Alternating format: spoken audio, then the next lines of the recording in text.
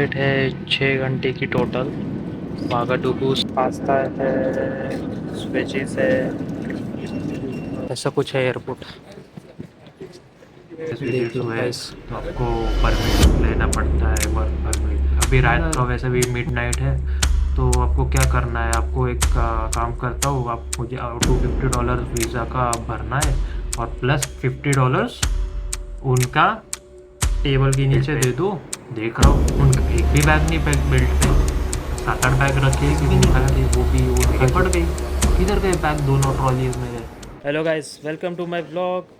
तो आज मैं इस व्लॉग में ट्रैवल करने वाला हूँ फ्रॉम वागाडुगू, बुर्किना फासो कंट्री से इस्तांबुल, जो कि टर्की में आता है, और उधर से फिर मैं तंजानिया जाऊँगा, जो है मेजर पोर्ट सिटी ऑफ दार एस सलाम में ट्रैवल कर रहा हूँ टर्किश एयरलाइंस से। तो आप पूरी जर्नी में मेरे साथ बनी रहिए। अगर आप अभी तक चैनल को सब्सक्राइब नहीं किए तो डेफिनेटली सब्सक्राइब कर लो, क्योंकि यहाँ आपको मिलेंगे अफ्रीका के ट्रैवल्स, इंडिया के मल्टीपल प्लेसेस के एक्सपीरियंस और कुछ काफ़ी इंटरेस्टिंग कंटेंट। आप जो देख रहे हैं, ये जो क्लिप्स है वो वागाडुगू से रिकॉर्ड किए थे। वहाँ एयरपोर्ट के अंदर ज़्यादा अलाउड नहीं है, तो मैं लकीली क्लिप्स कैप्चर कर पाया ताकि आप समझ पाओ यहाँ की एयरपोर्ट कैसी है। बोर्डिंग के टाइम हमें बस से एयरक्राफ्ट तक ले जाया गया, और उसके बाद मैंने टर्किश एयरलाइन की फ़्लाइट बोर्ड की, जैसे कि मैं यूजुअली करता हूँ। मैं प्लेन में चढ़ने से पहले उसका छूना as an prayer safe journey के लिए। अगर मैं सेफ हूँ तो भी आप ब्लॉग देख पाओगे, सो विश मी लक। भी फ्लाइट में चढ़ने के बाद अंदर आपको एक स्क्रीन मिलती है जिसमें मल्टीपल लैंग्वेजेस होती है। आपने प्रेफर्ड लैंग्वेज सिलेक्ट कर सकते हो, जैसे कि मैंने अभी इंग्लिश सिलेक्ट कर दी।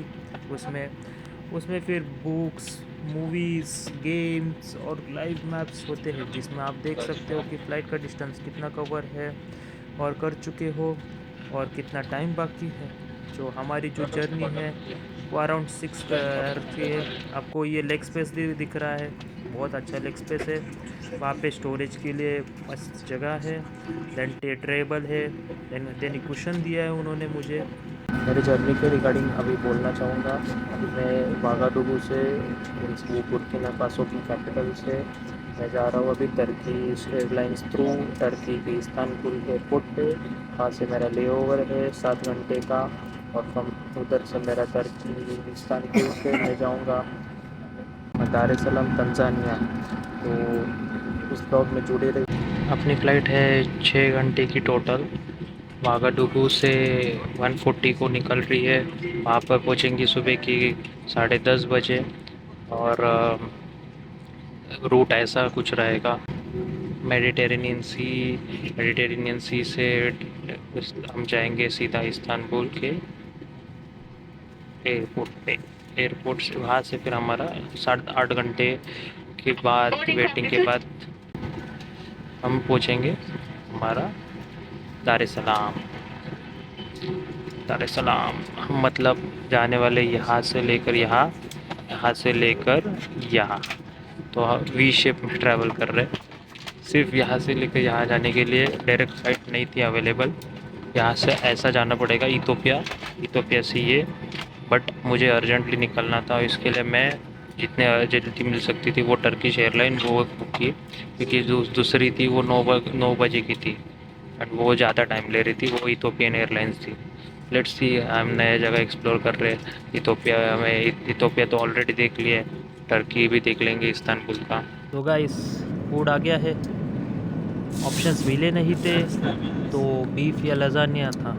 और मैं सोच रहा हूँ भाई ये लज़ानिया होता क्या है। रिस्क लिया और रैंडम लज़ानिया सिलेक्ट कर दिया। नो ऑफेंस लज़ानिया फैंस, आज मेरी लाइफ का एक्सपेरिमेंट चल रहा था। प्लेट खोली और सरप्राइज़, ये पास्ता निकला। मतलब नाम का फैंसी, काम अपने देसी पास्ता वाइब्स। फर्स्ट बाइट ली, थोड़ा क्या हो रहा है ये टाइप का था, बट धीरे धीरे भाई मज़ा आ गया। पूरा फिनिश कर दिया, एक भी पीस नहीं छोड़ा मैंने। लग रहा था थोड़ा सा उसमें कुछ तो टच था, बट साथ में मैं स्वीट डिश लिया था, वो भी क्लीन। तो इसमें एक कंक्लूजन आता है, अननोन चीज़ों को जज मत करो, कभी कभी वही प्लेट क्लीन करवा देती है। Istanbul, one of the most beautiful cities in the world, documented content and civilization with its culture, history and unique pyramids. खाली हो गई प्लेन, फ्लाइट खाली हो गई है। डिबोर्ड करते हैं अभी टर्किश एयरलाइंस से टर्किश एयरपोर्ट पे इस्तांबुल।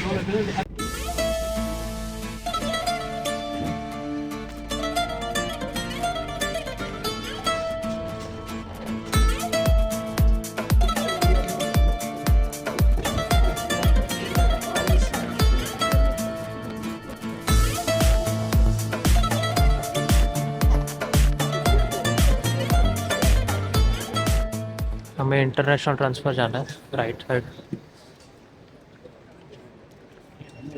ऐसा कुछ है एयरपोर्ट, देख लो गाइस।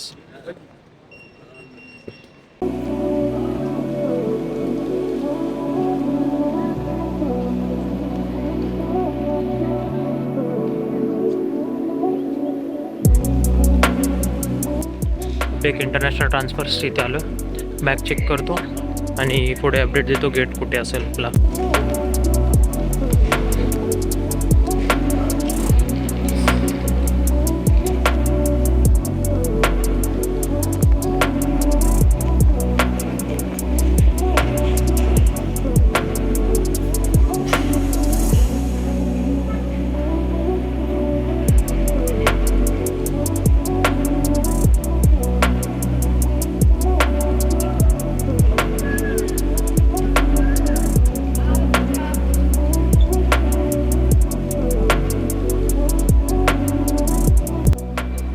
अरे इन लोग ने अभी तक मेरा 8:50 वाला फ़्लाइट का डिटेल्स लगाया नहीं है। ओनली दे आर शोइंग 2:25 तक का, और उनका भी गेट वाले डिटेल्स आए नहीं है बाकी लोगों के। मेरा मतलब टाइम है 6 घंटा के बाद मेरे को समझेगा मेरा कौन सी फ़्लाइट है जाने वाली।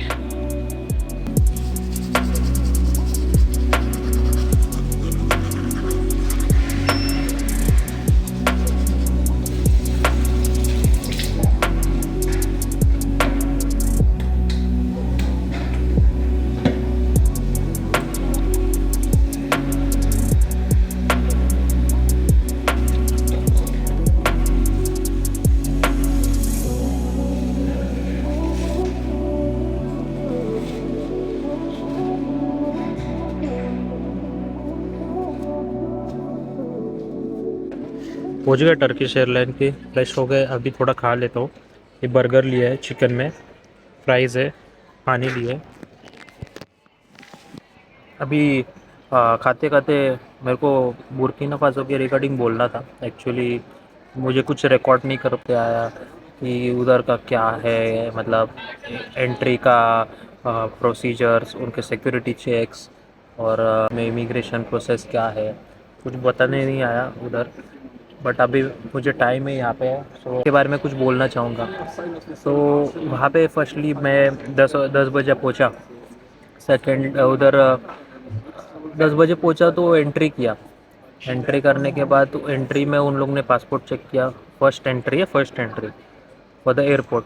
वहाँ पे फिर उन्होंने बैगेज चेकिंग किया, सिक्योरिटी चेक वो भी कर लिया। वो होने के बाद उन्होंने अंदर आधा घंटा, प्रॉपर आधा घंटा सिर्फ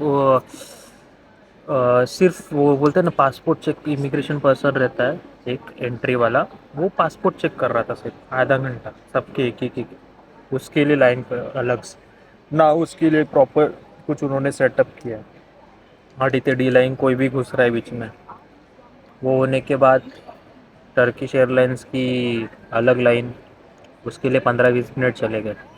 उन्होंने फिर उधर भी उनका डाउट कि वीज़ा है वीज़ा नहीं है। मतलब वीज़ा ऑन अराइवल है, 2 ऑप्शन है ऑलरेडी। तो वो बंदा चेक कर रहा है कि वीज़ा ऑन अराइवल क्या है कि नहीं, तंजानिया का रूल्स एंड रेगुलेशन। उसमें उसने 10 मिनट घालाया, फिर ओके बोल के छोड़ दिया।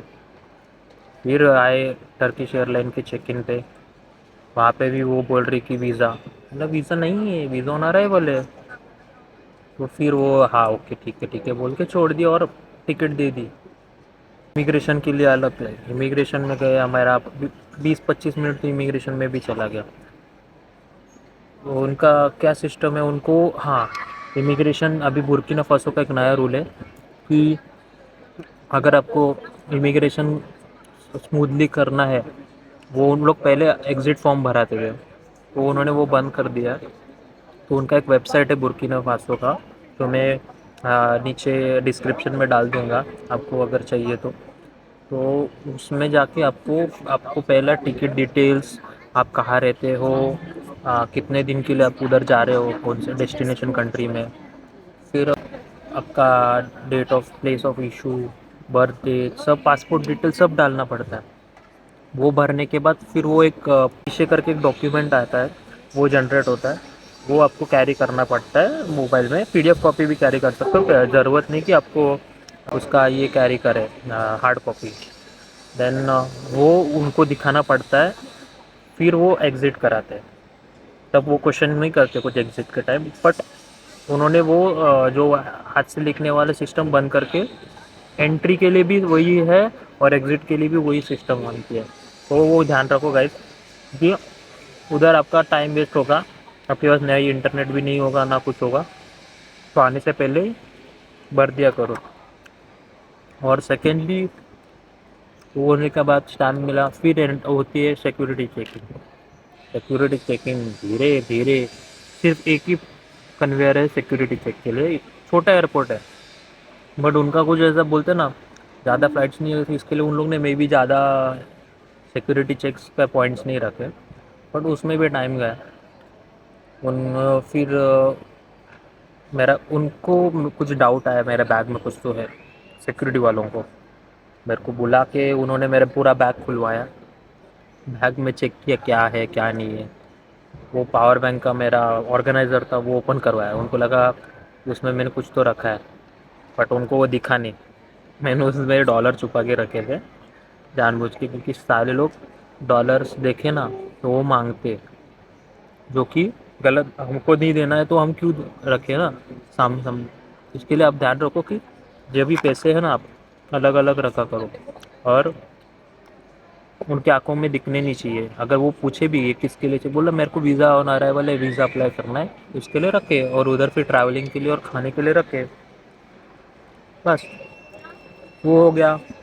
फिर मैं गया फ़्लाइट के, उधर फ़्लाइट वालों का अलग सा चेक इन है पर स्पेशलिस्ट, उन लोग अपना टिकट देखते हैं, बोर्डिंग मतलब बोर्डिंग पास देखते, पासपोर्ट देखते, फिर बैग भी खुलवाते वापस, सिक्योरिटी होने के बाद अलग से वो खुलवाते, फिर वो भी चेक करते, फिर खुद हमें भी चेक करवाते हमारे कुछ है कि नहीं बॉडी में वेपन्स एंड ऑल।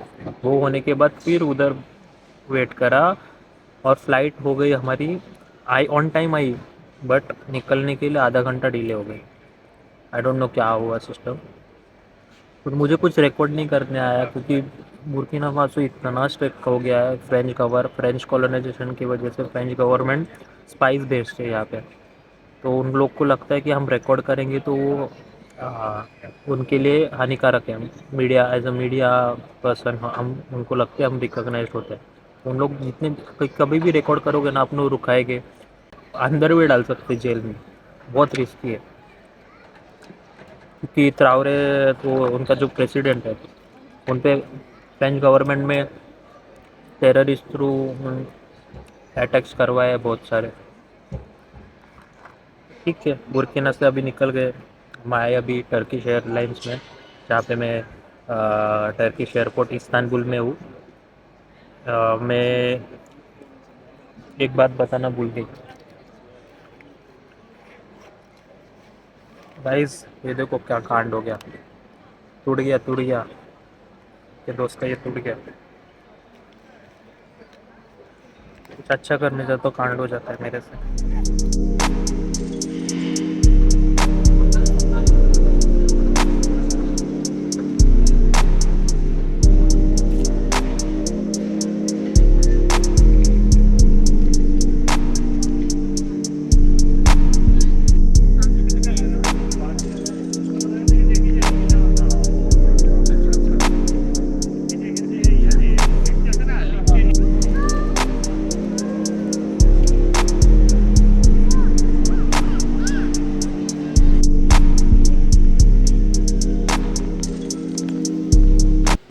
पे आ गया, पर गेट का डिटेल्स है ना 5:30 बजे समझेगा हमें।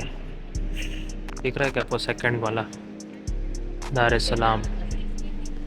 इन लोग तुर्की में दारुस्सलाम बोलते हैं। दारुस्सलाम। C3 ला लो। C3 को आ गए दोस्तों।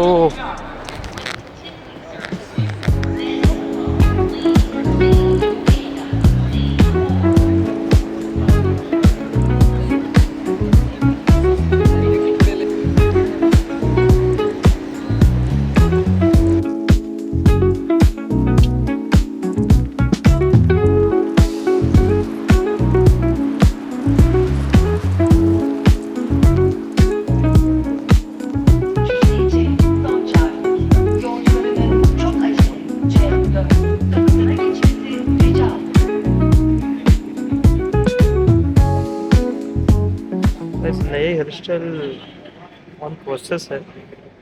बाल बढ़ा रहा हूँ थोड़ा सी। अगर आके इंडिया में जाऊँगा तो सोच रहा हूँ हेयर स्टाइल करने की।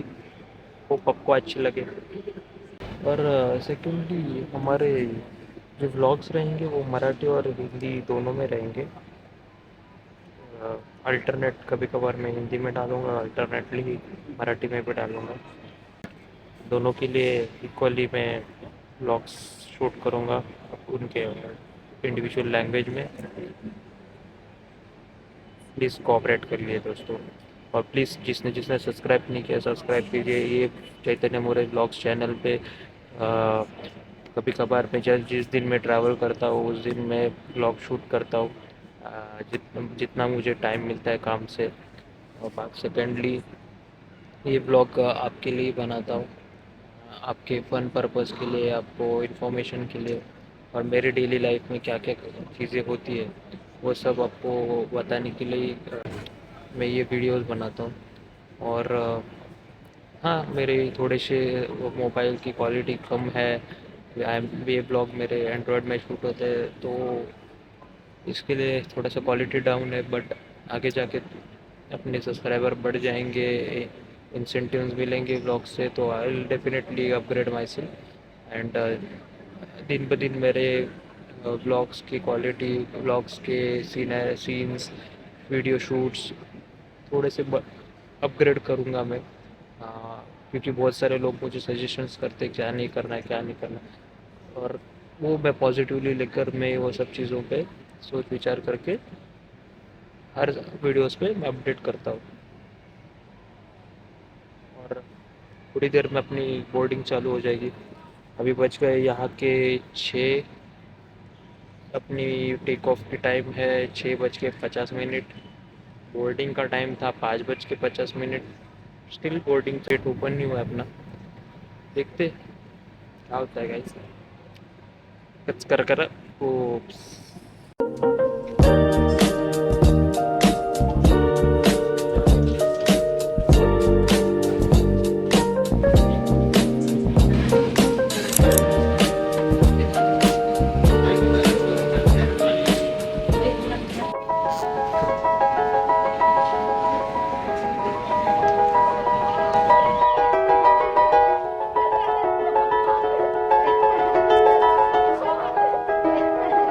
दोस्तों खुशी और ना चादर है, डिस्पोजेबल बैग है, इंस्ट्रक्शंस, टीवी एंड 3x3 चीज़ है 1 2 3 आणि इथे 1 2 3। अपनी ये फ़्लाइट है टोटल 7 घंटे की है। और दार एस सलाम में अभी उधर 6:30 बजा है।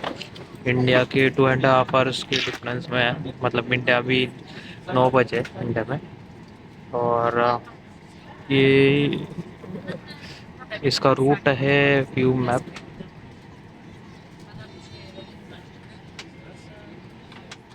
इसका रूट है इधर से लेकर सीधा स्ट्रेट ऐसा कायरो होके, खार्तूम होके, नायरोबी केनिया से होके तंजानिया दार एस सलाम पहुँचेंगे हम लोग। यहाँ से स्टार्ट किया था, पहुँचे थे तुर्किश। और तुर्की से हम निकले हैं अभी थोड़ी देर में दार एस सलाम। दार एस सलाम में से फिर मेरे को यहाँ पे ये लेक विक्टोरिया है एक्चुअली गाइस। तो मैं ये मुआंजा करके जगह इधर जा चुका हूँ। बाद में इधर सेरेंगेटी नेशनल पार्क है, ये पूरा ये घुमाऊँ मैं वन डे। एंड दार es Salaam की पोर्ट है यहाँ पे, ये भी घुमाओ। कोको बीच भी है, कोको बीच भी गया हूँ, मल्टीपल जगह जाके आया हूँ। बस मेरा भी एक ये गोल है कि ज़ांज़ीबार जाना है, ज़रूर टाइम मिला तो।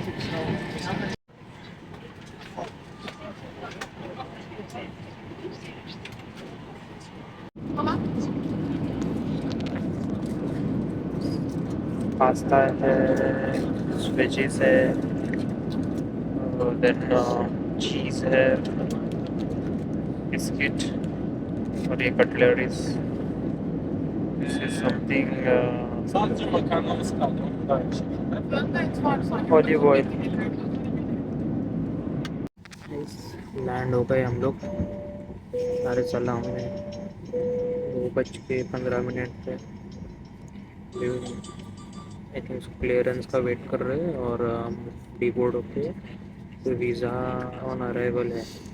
तो वीज़ा ऑन अराइवल का प्रोसेस में आई थिंक तो भी 2-3 डॉक्यूमेंट्स लगते हैं, yellow fever vaccination, return ticket, इधर का करंट टिकट, एंड $350 भरना पड़ता है उसको बिजनेस वीज़ा के लिए। तो देखते क्या प्रोसेस है।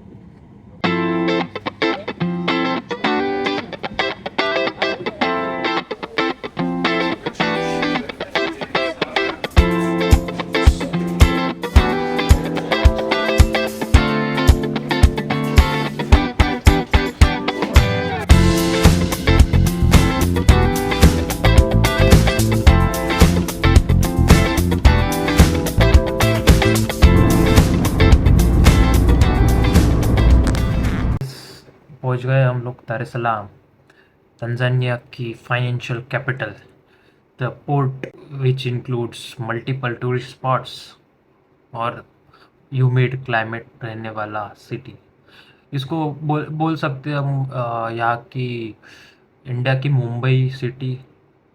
हाँ, क्योंकि तंजानिया की जो कैपिटल है वो डोडोमा है, वो भी सेंटर में है, क्योंकि सेंटर में यूजुअली रखा जाता है। आपको भी पता है कैपिटल्स जैसे हमारी दिल्ली है, ना कि मुंबई, वैसे इधर दार es Salaam इनका फाइनेंशियल है, पोर्ट रहने की वजह से मल्टीपल कंट्रीज़ का यहाँ से बहुत सारा ट्रांजिट होता है, एक्सपोर्ट इंपोर्ट दोनों। कल का एयरपोर्ट के रिगार्डिंग मुझे कुछ बात करनी थी। अपना जब मैं फ़्लाइट लैंड हुआ तब वीज़ा ऑन अराइवल था मेरा। वीज़ा ऑन अराइवल के टाइम में उन्होंने मेरा फर्स्ट सिक्योरिटी वाले जो इमिग्रेशन ऑफिसर्स रहते हैं वो आते हैं, अपना पासपोर्ट चेक करते हैं, येलो फीवर वैक्सीन है कि चेक करते हैं और चेक छोड़ते हैं। सेकंड आती है उनकी इमिग्रेशन वालों की, वो पासपोर्ट देखते हैं और क्यों बुला आए वो पूछते हैं। तो उनको हमने बताया कि बिज़नेस रिलेटेड है। तो मेरा 2-3 विज़िट्स हुआ है, 2 विज़िट्स हुआ है back to back last year. तो और मेरा एक वीज़ा एक्सटेंड भी हुआ था एक महीने का ना। तब 3 स्टैम्प पड़े थे मेरे बिज़नेस के। तो उन्होंने वो बोला कि नहीं, तुम्हारा जो बिज़नेस वीज़ा है उस मल्टीपल बिज़नेस का आए हो, मल्टीपल बिज़नेस विजिट्स हुए, तो आपको परमिट लेना पड़ता है, वर्क परमिट। बोला मुझे वैसे कुछ पता नहीं, मैं बोला सीधा। तो नहीं, आप एक बार बात कर लो आपकी कंपनी से, उन्होंने वर्क परमिट अप्लाई क्यों नहीं किया, ऐसा वैसा। मैं वो ठीक है, मैं बोला मैं बात करता हूँ। तो मैं बैठा तो वो मेरे को वापस बुलाए। अभी रात का वैसे भी मिडनाइट है, तो आपको क्या करना है, आपको एक काम करता हूँ, आप मुझे $250 वीज़ा का भरना है और प्लस $50 उनका टेबल के नीचे दे दो। उनका कंसा ऐसा था कि टेबल के नीचे, बट वो डायरेक्टली ये नहीं बोल सकते थे कि मुझे दे दो। तो वो बोल रहे कि नहीं, पर आपको जो वो पिछले पिछले टाइम का डिटेल्स अगर डिलीट करने हैं तो फिर $50 एक्स्ट्रा भरने पड़ेंगे। मैं बोला क्यों भाई, $50 मतलब इंडिया के 4,500-5,000 रुपये। बोला क्यों, ज़रूरत ही नहीं है, ऐसा कुछ रिक्वायरमेंट ही नहीं है कि आपको वर्क परमिट की, क्योंकि मैं एक्सटर्नल हूँ, मैं बिजनेस विजिट के लिए आया हूँ, ना कि बिजनेस वर्क करने के लिए। मैं इंस्पेक्शन करूँगा, चला जाऊँगा 15 दिन बाद। तो मैं बोला कि मैं ठीक है, मैं बात करता हूँ, मेरे पास मैं सीधा बोलते तभी कि मेरे पास $250 ही पड़े सिर्फ वीज़ा के लिए थे मेरे पास, बट हम बता नहीं सकते कि हमारे पास एक्स्ट्रा पड़े, क्योंकि उनको पता चल के हमारे पास ज़्यादा पैसे हैं तो वो छोड़ेंगे ही नहीं। तो मैंने सीधा नहीं बोल दिया मेरे पास $50 नहीं है एक्स्ट्रा, $250 ही है वीज़ा के लिए। तो बोले ठीक है, अब बात कर लो कंपनी वाले से। तो मैंने किसी को कॉल भी नहीं किया, नाटक किया कॉल करने का। तो और चील 10 मिनट बैठी आराम से ऐसा। तो उनको पता चल गया कि ये बंदे से कुछ मिलने वाला नहीं है। तो मुझे पूछे कि आपने कॉल किया क्या? हम बोला किया, कॉल नहीं उठा रहे। तो बोलते आपको कौन पिकअप करेगा? हम बोला कि हाँ, इधर कैब ड्राइवर भेजा है, कैब वाले पिकअप करके छोड़ देंगे। तो बोलते कि अच्छा ठीक है चलेगा, ये लो पासपोर्ट और चले जाओ फोर्थ काउंटर पे, उधर अप्लाई करना वीज़ा। तो मतलब उनको आपने डर दिखाया कि आप डर गए हो उनके सामने, तो वो आपको छोड़ेंगे नहीं। आधा घंटा मेरे दोस्तों को छोड़ा नहीं, आधा आधा घंटा रुका के रखा है वीज़ा ना रहेगा। यहाँ पे दो सिस्टम है एक्चुअली, वीज़ा प्रायर वीज़ा अपन अप्रूव कर सकते हैं, बट मेरा ऑन द स्पॉट डिसाइड हुआ था अगले दिन ही आने के लिए, तो उसके लिए टाइम लगता है वीज़ा अप्रूवल के लिए। तो बट हमने वीज़ा ऑन अराइवल किया इसके लिए।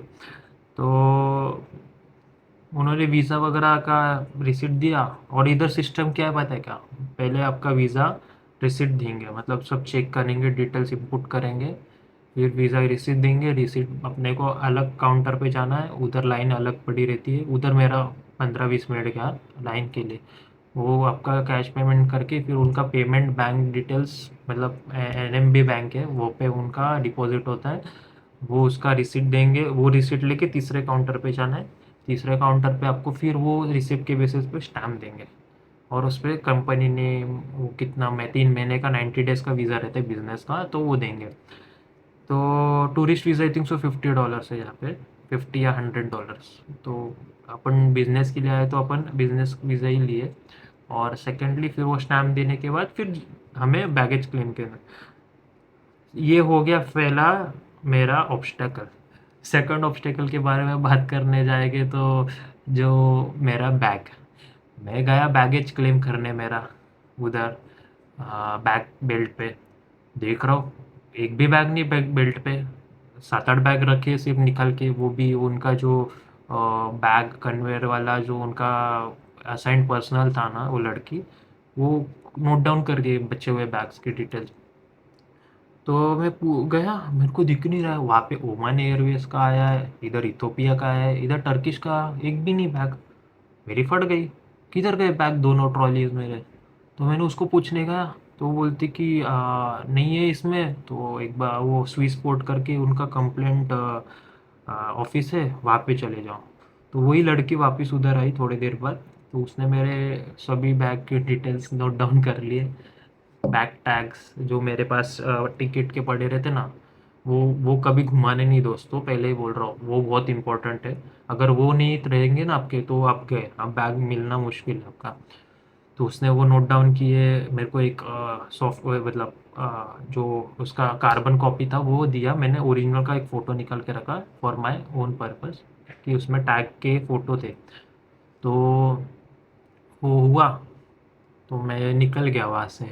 मतलब इतना फालतूगिरी ना, कि मेरा नसीब ही ख़राब है।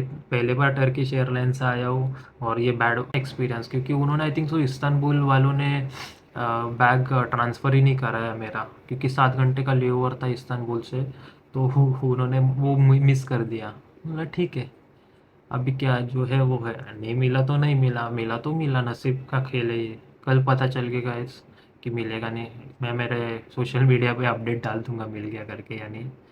बाकी बढ़िया है। तंजानिया भी थोड़ा सा, मतलब बुर्किना फासो से कम गर्म है, यहाँ पे ह्यूमिड नेचर, इसके लिए गर्मी है, बट ठीक है। पहले आ चुका हूँ तो आदत है अपने को। दार es सलाम, वांजा, ये सब जगह की जगह घूमा हूँ मैं। स्पेशली मैं सेरेंगेटी नेशनल पार्क भी जाके आया हूँ 1 डे। तो बढ़िया है तंजानिया एक्सप्लोर करने जैसा, ऐसा कुछ इशू नहीं है वीडियो रिकॉर्डिंग का यहाँ पे एंड ऑल। कल रात को बहुत थक गया था, मूड ऑफ भी था थोड़ा सा, बैग नहीं मिली इसके लिए, क्योंकि कुछ कपड़े ही नहीं है। मैं देखो जो ट्रैवल कर रहा हूँ वही कपड़े पे बैठा हूँ। देखते। लकीली मेरे कुछ लैपटॉप्स एंड ऑल कुछ ऐसा एक्सपेंसिव एक्सपेंसिव थे। मेरा तो 40-50 हज़ार का वो बैग ही है दोनों मिलाकर। बट लकीली जो इलेक्ट्रॉनिक्स है वो है मेरे मेन, वो जो चीज़ें मेरा काम जिससे चल रहा है वो इस पड़े हैं, तो कोई इशू नहीं है।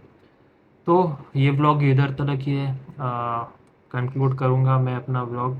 आगे जाके कहाँ घूमूँगा तंजानिया में, तो मे भी आ सकता है काम में टाइम मिला तो, नहीं तो फिर मेरा ट्रैवल व्लॉग ही रहेगा usually from one country to another country.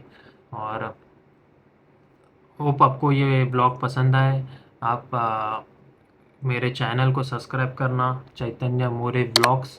यहाँ पे स्पेशली मेरे ट्रैवल, मेरे डेली जो ट्रैवल में एक्सपीरियंसेस होते हैं उसके फीडबैक्स, और बाद में फ़्लाइट के रिलेटेड फीडबैक्स रहते हैं, उसके फूड रिलेटेड फीडबैक्स रहते हैं, एयरपोर्ट रिलेटेड फीडबैक्स रहते हैं, और फ़नी फ़नी चीज़ें भी होती रहती है, वो भी मैं कभी कभार डालते रहता हूँ मेरे शॉर्ट्स में।